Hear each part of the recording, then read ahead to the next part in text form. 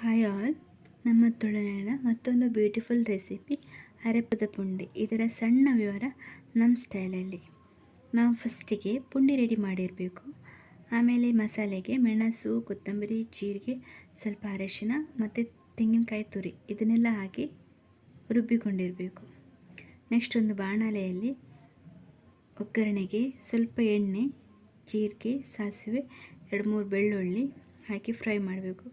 ಅದು ಫ್ರೈ ಆದ ನಂತರ ನೀರುಳ್ಳಿ ಹಾಕಿ ಚೆನ್ನಾಗಿ ಫ್ರೈ ಮಾಡಬೇಕು.